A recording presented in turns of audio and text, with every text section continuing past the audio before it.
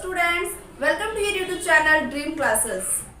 आज का जो हमारा चैप्टर है वो है उपसर्जक यौगिक और आज हम इसके बारे में जो है कुछ बेसिक बातें करने वाले हैं। तो स्टार्ट करते हैं आज के टॉपिक्स को। देखो, अगर हम बात करें उपसंयोजक यौगिक के बारे में तो आपको सबसे पहले ये पता होना चाहिए कि जो हमारा अकार्बनिक यौगिक होता है वो आपका 3 भागों में डिवाइड होता है। ठीक है, सबसे पहला उसमें पाया जाता है साधारण लवण, दूसरा जो इसमें पाया जाता है वो है द्विक लवण और जो तीसरा इसमें पाया जाता है वो है आपका उपसंयोजक यौगिक। ठीक है, हमारा जो चैप्टर है वो कंप्लीट उपसंयोजक यौगिक पर है, लेकिन सबसे पहले आपको जनरल जो ये बातें हैं पता होनी जरूरी है। तो बात करेंगे सबसे पहले साधारण लवण के बारे में। देखो, साधारण लवण से क्या तात्पर्य है? साधारण लवण वे लवण जो बहुत ही आसानी से आयनित हो जाते हैं। आयनित होने का मतलब है कि प्लस माइनस चार्ज में बहुत ही आसानी से टूट जाते हैं। उसे हम क्या बोलते हैं? उसे हम बोलते हैं साधारण लवण। क्लियर बात? अब बात आती है साधारण लवण, तो बिल्कुल सिंपल से नाम है। देखो, पहले इसकी डेफिनेशन पढ़ लेते हैं कि क्या बोल रहे हैं। धनायन व ऋणायन से मिलकर बनते हैं, उसे अपने साधारण लवण कहते हैं। यह जल में पूर्ण रूप से आयनित होते हैं, मतलब अगर आप साधारण लवण को जल में डालोगे तो पूरी तरीके से आयनों में टूट जाएगा, यानी प्लस माइनस में टूट जाएगा। फॉर एग्जाम्पल के रूप में अगर हम बात करें तो यहाँ पर आप देख सकते हो आपके पास है NaCl। जब NaCl को अपने जल में आयनित करते हैं यानी जल में घोलते हैं तो वहां पे आपको Na+ और Cl- के रूप में टूटा हुआ मिलता है। देखो, इसका जो अपने बोल सकते हैं कि आप बोलोगे मैम हमें कैसे पता चलेगा कि जो NaCl को आपने जल में घोला है वो आपका Na+ में और Cl- में टूट जाएगा। तो इसका प्रूफ ये है कि अगर मान लो आपके पास जल है, आपने एक पात्र में जल ले रखा है और उस जल में आपने NaCl घोल दिया।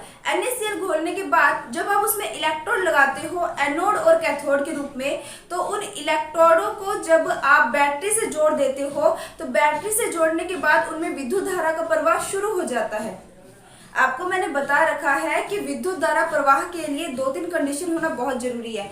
एक तो मुक्त इलेक्ट्रॉन का पाया जाना और एक मुक्त आयन का पाया जाना, ये दोनों जरूरी है विद्युत धारा प्रवाह के लिए। अगर इन दोनों कंडीशनों में से कोई एक भी कंडीशन अप्लाई नहीं होगा ना तो उसमें विद्युत धारा का प्रवाह कभी नहीं होगा। देखो, एक चीज और याद रखना, जब हम बात करते हैं NaCl के बारे में, यानी इसकी बात कर रहे हैं जब ये आपका ठोस अवस्था में है, सॉलिड स्टेट में है, यानी आप जैसे नमक की बात करते हैं, आप सभी जानते हो हम जो साधारण नमक यूज करते हैं डेली यूजेस में भोजन के रूप में, तो वहां पर हमारे पास क्या होता है? NaCl होता है ना। NaCl को अगर मान लो आपने सीधे रख दिया, जैसे मान लो जो नमक का डिब्बा है उसकी बात कर लेते हैं कि नमक का डिब्बा जो है ना वो आपने ले लिया और उसमें आपने लगा दिया एक तरफ एनोड और एक तरफ कैथोड। अगर आप एक तरफ एनोड और एक तरफ कैथोड लगाकर दोनों को जोड़ते हो बैटरी से और उसमें विद्युत धारा का प्रवाह शुरू करते हो तो आप पाओगे कि उसमें विद्युत धारा का प्रवाह नहीं होगा। रीजन क्या है? रीजन है यहाँ पर NaCl जो है ना वो सॉलिड स्टेट में है, यानी ठोस अवस्था में है।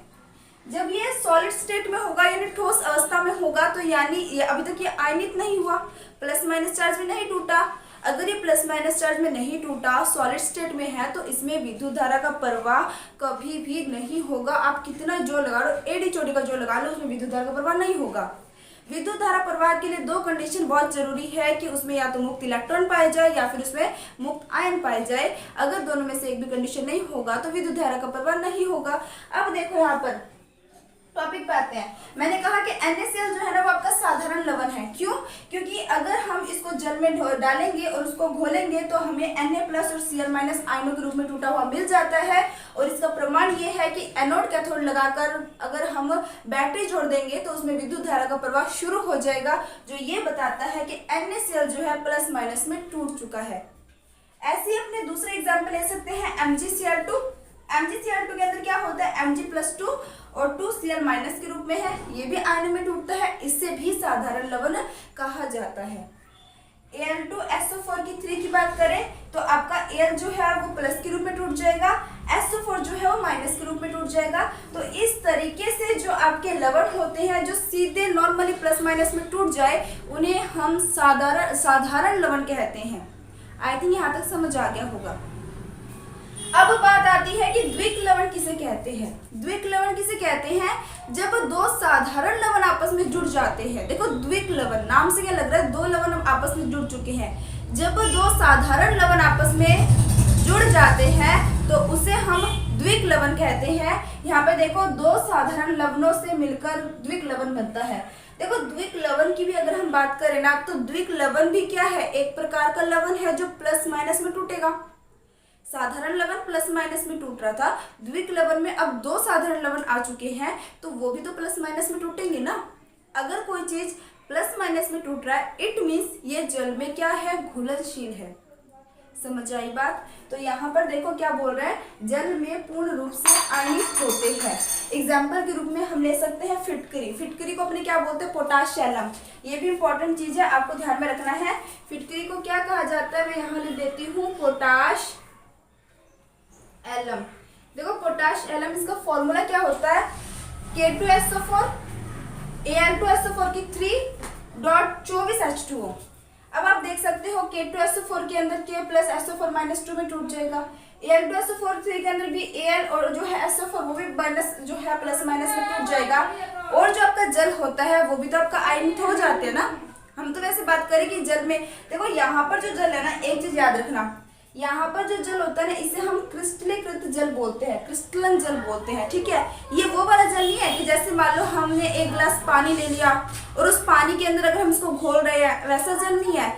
जो फिटकरी होता है ना, फिटकरी के अंदर जो होते हैं एक समान अनुपात में जल के अणु मिले होते हैं, हमें दिखाई नहीं देते लेकिन उसके अंदर ही जल के अणु मिले होते हैं, उसको हम क्रिस्टलीकृत यानी क्रिस्टलन जल कहते हैं। ठीक है, तो यहाँ पर जो ये 24H2 है ये क्रिस्टलन जल का काम कर रहा है। K2SO4 ये भी आयनों में टूट रहा है, Al2SO4 की तरह ये भी आयनों में टूट रहा है। आप अगर देखोगे तो ये एक साधारण लवण है, ये एक और साधारण लवण है। जब दो साधारण लवण आपस में जुड़ जाएंगे तो क्या बनाएंगे, द्विक लवण बन जाएगा। क्लियर बात। अब जो हमारा टॉपिक है वो स्टार्ट होता है उपसहसंयोजक यौगिक के बारे में। तो उपसहसंयोजक यौगिक की अगर हम बात करें तो ये पूर्ण रूप से आयनित नहीं होते। क्यों नहीं होते, क्योंकि इसकी संरचना जो है ना वो थोड़ी सी अलग है इनसे। कैसे अलग है देखना, ये आपका है एक उपसहसंयोजक यौगिक। ठीक है, अब इसके बारे में हम डिटेल से पढ़ेंगे। मैं आपको सिर्फ दो बेसिक बातें बता दूं, फिर उसके बाद हम डिटेल से इसके बारे में ही चर्चा करने वाले हैं।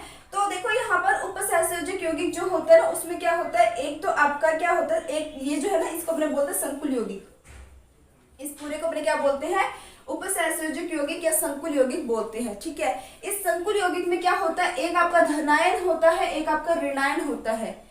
हो सकता है कि कई बार धनायन जो है वो आपका आपके इस ये जो कोष्टक आपको दिख रहा है कोष्टक के बाहर हो और सकता है कई बार ऋणायन आपके कोष्टक के बाहर होगा।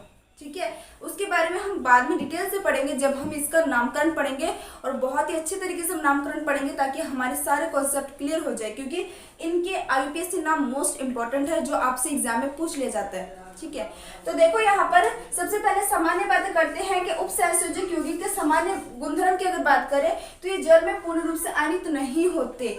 जल में पूर्ण रूप से आयनित क्यों नहीं होते, देखो जो ब्रैकेट के बाहर आपको दिख रहा है ना, ये क्या होता है, आराम से आयनित हो जाता है, मतलब ये प्लस के रूप में आराम से बाहर निकल जाएगा। लेकिन जो कोष्टक के अंदर है ना वो जल में नहीं घुलेगा, इस कारण से इसे क्या बोलते हैं, जल में पूर्ण रूप से आयनित नहीं होते। प्लस वाला तो अलग हो गया लेकिन माइनस वाला तो अलग नहीं हुआ ना। यहाँ पे Cn क्या है, माइनस है, ये अलग तो नहीं हुआ। आप देखोगे जब आप इसको तोड़ोगे ना तो ये प्लस के रूप में अलग टूट गया, ये आपका पूरा संकुल आपको अलग मिलेगा।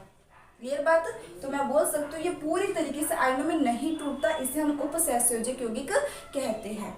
ठीक है, अब देखो यहाँ पर ये जो हमारे पास संकुल बन रहा है यानी जो कोष्टक के अंदर हम पढ़ते हैं उसमें जो हमारे पास मुख्य धातु होता है ना उसे हम केंद्रीय धातु परमाणु या आयन बोलते हैं। ठीक है, नाम याद रख लेना। जो यहाँ पर आपके पास धातु है Fe भी हो सकता है, CO भी हो सकता है, Cr भी हो सकता है, जितने भी धातु है वो यहाँ पे लगभग यूज होते हैं।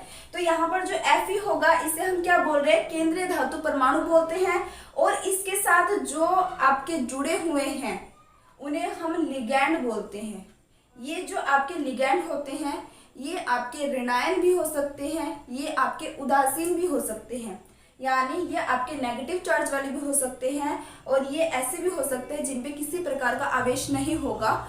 हम इसके बारे में आगे डिटेल से पढ़ेंगे, टेंशन बिल्कुल मत लेना। आई थिंक ये टॉपिक समझ आ गया होगा। अब इसके बारे में जब डिटेल से पढ़ने लगेंगे कि क्वेश्चन ही यहीं से बनेंगे तो बेसिक बातें तो मैंने आपको बता दी, क्वेश्चन यहीं से बनेंगे तो ये हम डिटेल से पढ़ने वाले हैं। तो आप जल्दी से इसका स्क्रीनशॉट ले लो, फिर हम बात करेंगे नेक्स्ट टॉपिक के बारे में। अब हम बात करेंगे उपसहसंयोजक यौगिक की डेफिनेशन के बारे में और इसमें कितनी प्रकार की संयोजकताएं पाई जाती है इसके बारे में पढ़ेंगे। तो सबसे पहले बात करते हैं उपसहसंयोजक यौगिक किसे कहते हैं। देखो, उपसहसंयोजक यौगिक, सबसे पहले आपको ये पता होना चाहिए कि उपसहसंयोजक बंध कैसे बनता है। बंधों से ही तो यौगिक बनेगा। अगर आपके उपसहसंयोजक बंध बनेंगे, कई सारे उपसहसंयोजक बंध बनके एक संकुल का निर्माण करेंगे, तभी तो उपसहसंयोजक यौगिक बनेगा। तो सबसे पहले अपने बात करते हैं कि उपसहसंयोजक बंध कैसे बनते हैं। फॉर एग्जाम्पल के रूप में समझना, मान लो कि आपके पास क्या है, नाइट्रोजन है। ठीक है, आपके पास क्या है, नाइट्रोजन है। आपको पता है कि जो नाइट्रोजन होता है, इसके बाह्यतम कक्षक में इलेक्ट्रॉनों की संख्या कितनी होती है, तो वो होती है 5। ठीक है, तो इस तरीके से इसके पास 5 इलेक्ट्रॉन है, 1 2 3 4 और 5। आपको पता है जो अमोनिया का फॉर्मूला होता है उसमें क्या होता है, NH3। NH3 का मतलब क्या होता है कि नाइट्रोजन जो होता है ना, वो 3 हाइड्रोजन के साथ सह संयोजक बंध बनाता है। यानी 3 हाइड्रोजन जो है इस तरीके से इलेक्ट्रॉनों का साझा करते हैं। देखो, आप लोगों को पता होगा कि प्रत्येक धातु जो होता है ना, अष्टक के नियम को फॉलो करते हैं स्थायी रहने के लिए। प्रत्येक परमाणु, धातु हो चाहे अधातु हो चाहे कुछ भी हो, प्रत्येक परमाणु क्या होते हैं, अष्टक के नियम के अकॉर्डिंग खुद को संतुलित करने का काम करते हैं। और अष्टक का नियम जो होता है वो इस तरीके से होता है कि इलेक्ट्रॉनों का जो क्रम होता है वो होता है 2 8 8 8। देखो, इसका मतलब क्या होता है, इसका मतलब होता है कि जो आपका कोई परमाणु है उसमें 4 कक्षक होते हैं, जैसे हम पढ़ते हैं नॉर्मली। कुछ बेसिक बातें बता रही हूँ, ध्यान से समझना। मान लो कि मैं आपके पास क्या है, 4 कक्षक है। आपके पास 4 कक्षक होते हैं ना, K L M और एक होता है आपका N, इस तरीके से। अब इन 4 कक्षकों के अंदर आपको पता है, अगर मैंने इसमें 2 इलेक्ट्रॉन भर दिए ना तो ये स्थायी है। अगर मैंने सेकंड कक्षक में 8 इलेक्ट्रॉन भर दिए ना तो ये स्थायी है। अगर मैंने थर्ड कक्षक में भी 8 इलेक्ट्रॉन भर दिए तो ये स्थायी है। फोर्थ में भी 8 इलेक्ट्रॉन भर दिए तो स्थायी है। कहने का मतलब है कि अष्टक का नियम क्या कहता है, 2 8 8 8। यानी आंतरिक कक्षक में 2 इलेक्ट्रॉन होगा तो वो स्थायी होगा, उसके बाद वाले कक्षकों में 8 8 इलेक्ट्रॉन होंगे तो वो स्थायी होंगे। अब ये इलेक्ट्रॉनों का स्थायीकरण कैसे करते हैं, या तो इलेक्ट्रॉन दे के करते हैं या फिर इलेक्ट्रॉन लेके करते हैं, ये आपको पता है। अब आपको पता है कि जो हाइड्रोजन होता है ना, वो आता है 1 नंबर पे, सभी को पता है।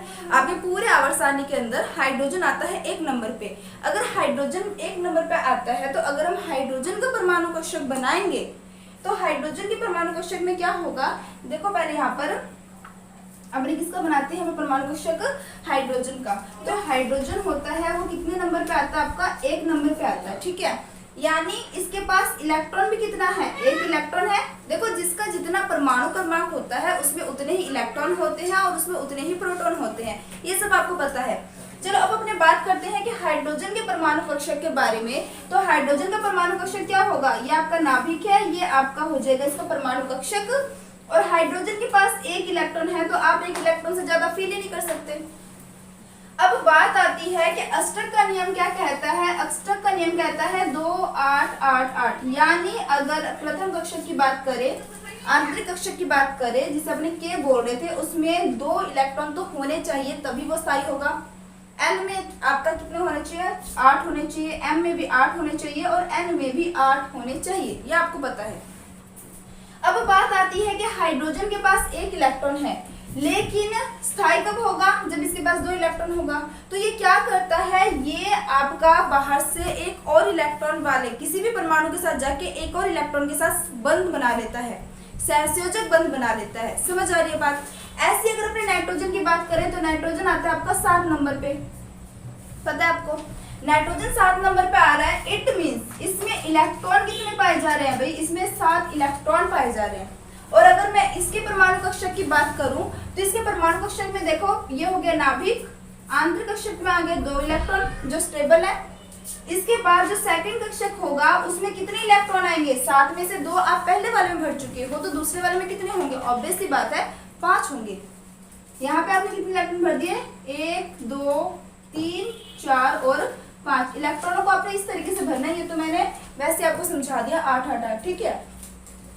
अब देखो यहाँ पर अष्टक का नियम कहता है कि द्वितीय कक्षक में कितने इलेक्ट्रॉन होने चाहिए, 8 इलेक्ट्रॉन। लेकिन यहाँ पर इसके पास कितने इलेक्ट्रॉन है, 5 इलेक्ट्रॉन है।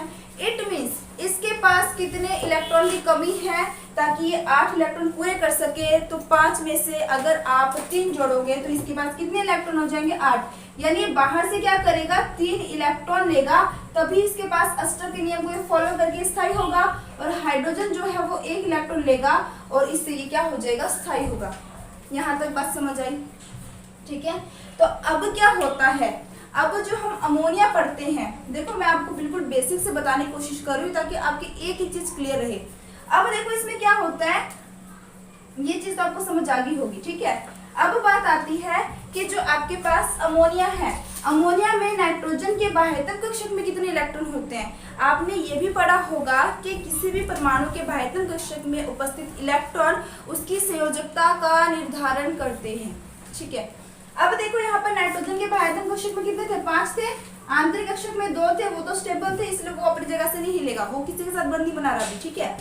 अभी नाइट्रोजन के साथ बंद बनाने के लिए कितने इलेक्ट्रॉन है, 5 इलेक्ट्रॉन है।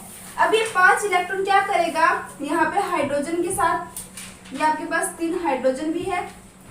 अमोनिया का फॉर्मूला क्या होता है, NH3 होता है ना। तो एक नाइट्रोजन कितने हाइड्रोजन के साथ बॉन्ड बनाता है, 3 हाइड्रोजन के साथ। अब ध्यान से सुनना, यहाँ पे जो हाइड्रोजन है वो इस नाइट्रोजन के साथ क्या करता है, सहसंयोजक बॉन्ड बनाता है। ये अपना इलेक्ट्रॉन इसके साथ साझा करता है, मतलब हाइड्रोजन अपना इलेक्ट्रॉन नाइट्रोजन को देकर साझा करता है और नाइट्रोजन अपना इलेक्ट्रॉन हाइड्रोजन को देकर साझा करता है। इसलिए इसे अपने क्या बोलते हैं, सहसंयोजक बॉन्ड। यानी अब हाइड्रोजन के अकॉर्डिंग देखें तो हाइड्रोजन के पास कितने इलेक्ट्रॉन हो गए, एक तो इसके पास था, दूसरा इसने सहसंयोजक बॉन्ड के दौरान अपने पास एक ले लिया, ठीक है। नाइट्रोजन की बात करें तो नाइट्रोजन के पास 3 इलेक्ट्रॉन की कमी थी अष्टक को पूरा करने के लिए, ठीक है। तो एक तो इसने बॉन्ड बना लिया इस हाइड्रोजन के साथ, दूसरा सहसंयोजक बॉन्ड बनाएगा ये इस हाइड्रोजन के साथ, और तीसरा सहसंयोजक बॉन्ड बनाएगा ये इस हाइड्रोजन के साथ। अब इस तरीके से आप देख सकते हो कि नाइट्रोजन जो है वो भी अष्टक के नियम को फॉलो कर रहा है। यानी नाइट्रोजन भी जो है अब पूरी तरीके से क्या हो चुका है, स्थायी हो चुका है, क्योंकि इसके पास 8 इलेक्ट्रॉन पूरे हो चुके हैं, ठीक है।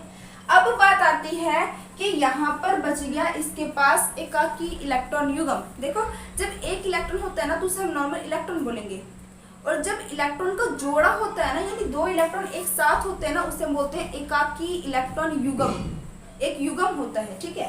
अब यहाँ पर क्या होता है, मान लो कि आपके पास कोई हाइड्रोजन है जिसके पास एक भी इलेक्ट्रॉन नहीं है, तो उस टाइम ये जो नाइट्रोजन है ये अपने दोनों इलेक्ट्रॉन को किसको दे देगा, हाइड्रोजन को दे देगा, इस तरीके से। अब ये जो तीर का निशान देख रहे हो इसे हम बोलते हैं उपसहसंयोजक बंध। इस तीर के निशान को अपने क्या बोलते हैं, यहाँ पे मैं लिख देती हूँ।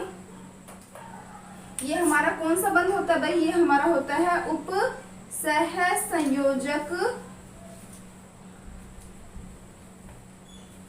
बंध, ठीक है। इस तरीके से आपका क्या बनता है, उपसहसंयोजक बंध बनता है। पहली बात आपको समझ आ गया होगा कि उपसहसंयोजक बंध कैसे बन रहा है। नाइट्रोजन जो है इसने इन 3 हाइड्रोजन के साथ साझा करके अष्टक को पूरा कर लिया, प्रत्येक हाइड्रोजन ने भी नाइट्रोजन के इलेक्ट्रॉनों के साथ साझा करके अष्टक को पूरा कर लिया।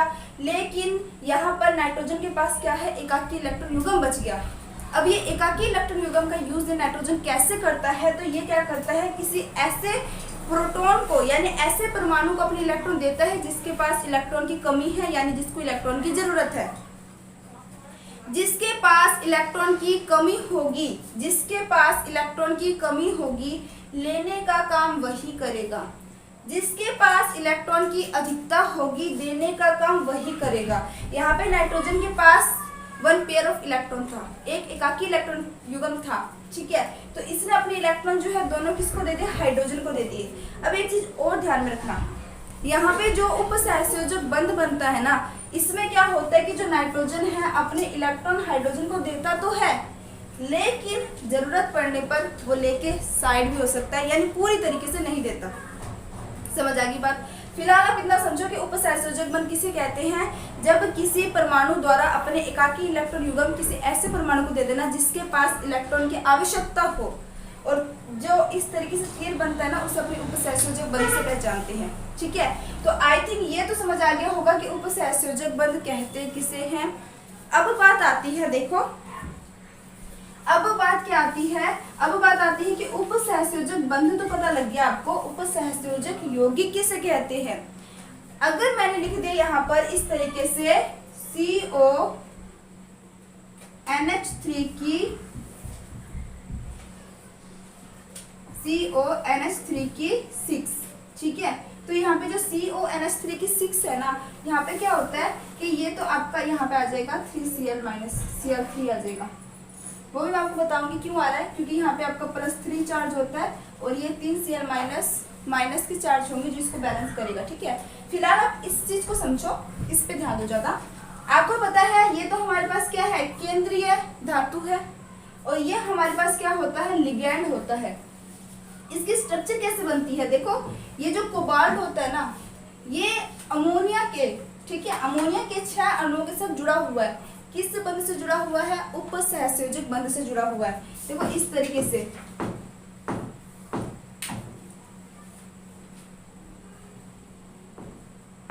ठीक है, यहाँ पे आ गया आपका एक अमोनिया, यहाँ पे आ गया आपका दूसरा अमोनिया, यहाँ आ गया आपका तीसरा, इसी प्रकार यहाँ पे चौथा, इसी प्रकार यहाँ 5वां, और यहाँ पर आ गया आपका छठा। और आपको पता है अमोनिया के पास एकाकी इलेक्ट्रॉन युग्म होता है, तो ये आसानी से अपने इलेक्ट्रॉन जो है वो एकाकी इलेक्ट्रॉन युग्म जो है वो केंद्रीय परमाणु को दे सकता है। अब ये जो कोबाल्ट है, कोबाल्ट जो है ये अमोनिया के साथ कौन सा बंध बना रहा है, उपसहसंयोजक बंध बना रहा है। क्लियर बात।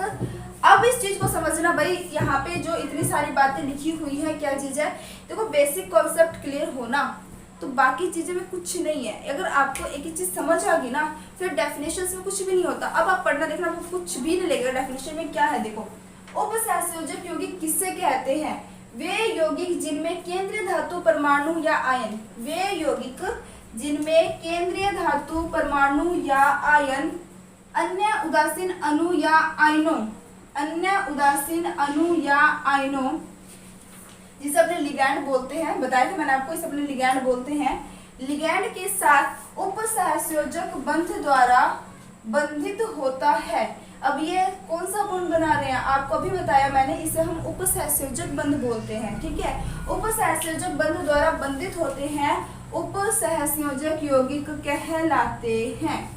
समझ आ गई बात, नॉर्मल सी बात है बिल्कुल। ये उदासीन अणु या आयन केंद्रीय धातु परमाणु को एकाकी इलेक्ट्रॉन युग्म त्याग कर उपसहसंयोजक बंध बनाते हैं। ये उदासीन अणु या आयन, यानी ये वाला जो आपका उदासीन अणु है या फिर आपका ये ऋणायन भी हो सकता है, अणु या आयन क्या करता है, केंद्रीय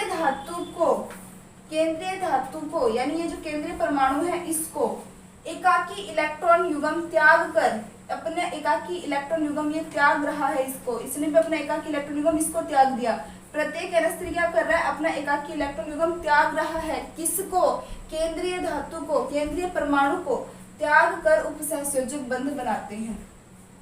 समझ आ गई लैंग्वेज। मैं दोबारा रिपीट कर देती हूँ, आपको बिल्कुल डाउट नहीं होना चाहिए, चैप्टर इंपॉर्टेंट है बट है सारी चीजें बहुत ईजी। दोबारा सुन लें, देखो उपसहसंयोजक यौगिक किसे कहते हैं, उससे पहले आपको पता होना चाहिए उपसहसंयोजक बंध क्या होता है, तो ये तो मैंने आपको समझा दिया।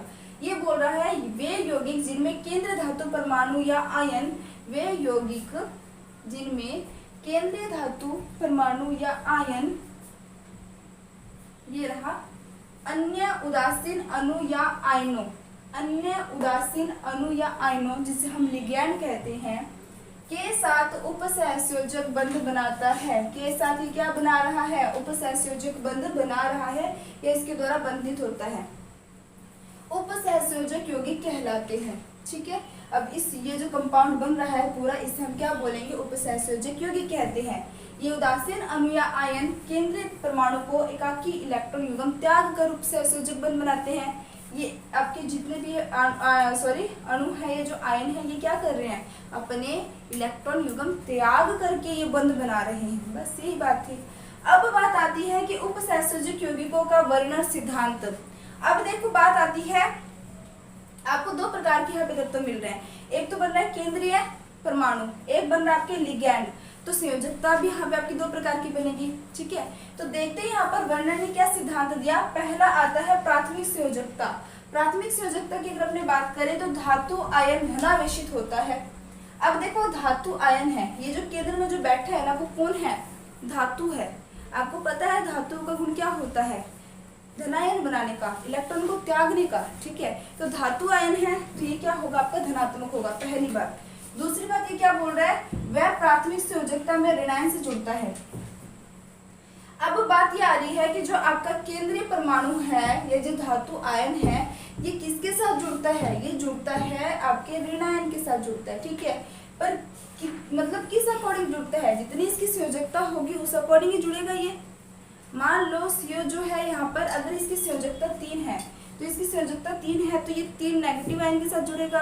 अगर इसकी संयोजकता 4 है तो ये 4 नेगेटिव के साथ जुड़ेगा। कहने का मतलब है कि जो आपका धातु परमाणु है उसकी प्राथमिक संयोजकता जितनी होगी वो उतने ही ऋण आयनों के साथ जुड़ेगा। यहाँ पे मैं ना आपको एक एग्जाम्पल बताती हूँ, आई थिंक आपको ज्यादा समझ आएगा। देखो मैंने लिख दिया FeCl2, एक मैं लिख दिया FeCl3। ठीक है, एग्जाम्पल के तौर पे समझना। अब यहाँ पर जो Fe है वो क्या है, धातु, एज ए धातु का काम कर रहा है। ठीक है, यहाँ पे भी Fe क्या है, आपका धातु है। ठीक है, अब यहाँ पे जो आप Fe निकालोगे इसकी तो संयोजकता कितनी होगी, +2, लेकिन यहाँ पे जो Fe निकालोगे इसकी संयोजकता कितनी हो जाएगी, +3।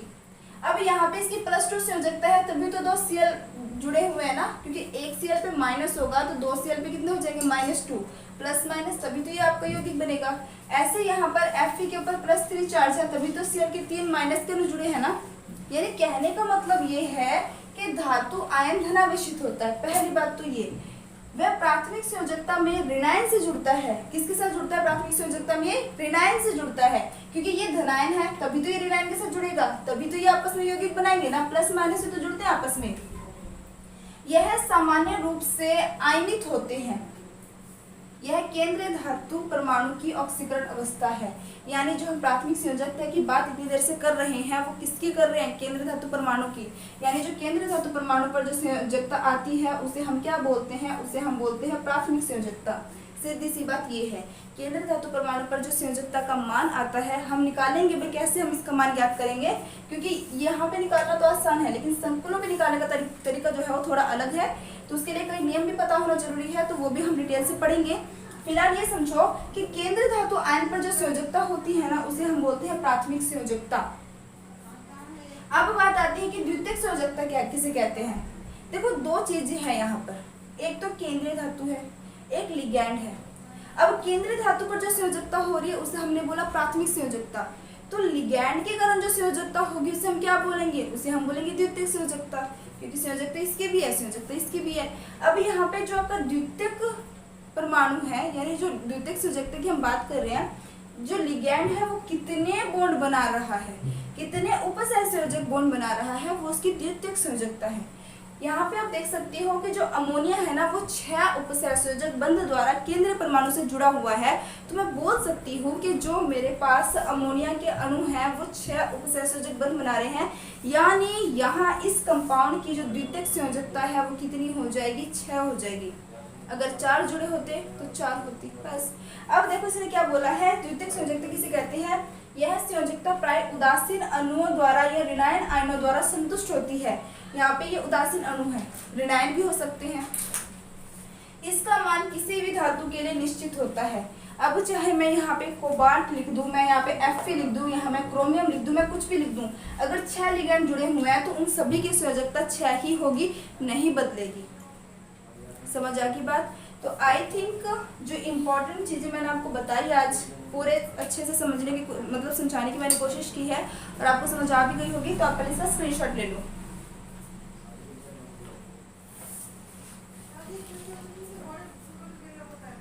ले लिया होगा आपने स्क्रीनशॉट, और आई थिंक आज वाली जो क्लास है वो आपको बहुत अच्छे से समझ आई होगी। अगर आपको समझ आता है तो लाइक शेयर जरूर करना, और जो बच्चे चैनल पे नए हैं वो सब्सक्राइब करना मत भूलना।